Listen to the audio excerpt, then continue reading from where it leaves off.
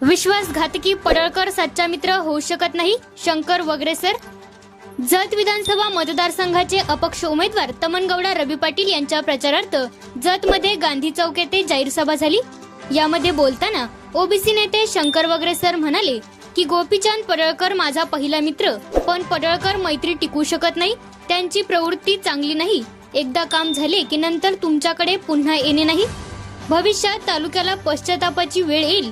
चला तर मग पाहूया ओबीसी नेते शंकर वगैरे काय म्हणाले.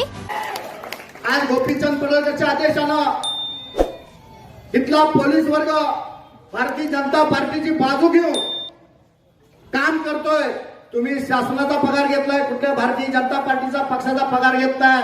तुम्ही निपक्ष सेवा केली पाहिजे, निपक्ष सेवा केली पाहिजे. गृह खात्याला माझी विनंती आहे, ज्यानं कमेंट केल्या तुम्ही त्याच्यावर निषेध कारवाई करा. पण तुम्ही इतरांना गोरगरीब विद्यार्थ्यांना जर त्रास देत असाल तर येणाऱ्या काळामध्ये गाठ आमच्याशी लक्षात ठेवा. आज कारण मूळ प्रवृत्ती पडळकरांची वादग्रस्त आहे. वादग्रस्त या का सांगतो बांधवांनो, मी हा पडळकर अनुभवलेला आहे. मी काय ऐकीव बोलत नाही. या सांगली जिल्ह्यातला तो माझा पहिला मित्र. ज्यावेळी नागज पाट्यावर चोरून दारू विकायचा आणि कुणी जर मारलं तर अंकले गावाला यायचा.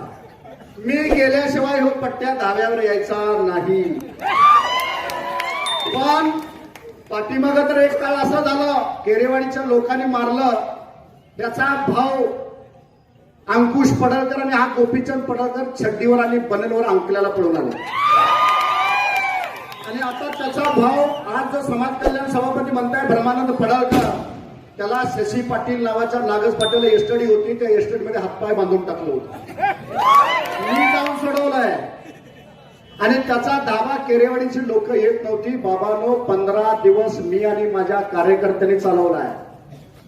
आणि 15 दिवस हो गडी माझ्या घरी जेवून माझ्या घरी झोपायचा. एवढा आमचा संबंध असणारा पण इतका वाईट प्रवृत्तीचा माणूस आहे. एकदा तुमचं काम झालं की तुमचा विषय संपला. तुमच्या परत कधीही नादाला लागणार नाही. तुम्ही त्याच्या मागे लागायचं. आज एवढ्या मोठी स्वप्न सांगायला लागलाय.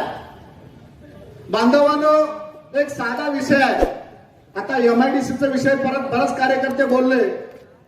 आटपाडी तालुक्यामध्ये कामत गाव आहे आणि कामत गावामध्ये 10 वर्षापूर्वी देवेंद्रभाऊ फडणवीसांच्या हस्ते एमआयडीसीचं उद्घाटन झालेलं आहे. आज तिथं एखादं वेल्डिंगचं मशीन पण नाही हो 10 वर्षामध्ये.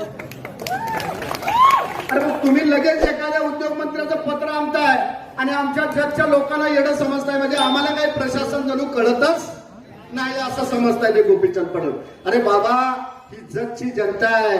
या चिनगी बाबाची पांढरी आहे. इथला स्वाभिमान तुला येत्या 23 तारखेला कळेल.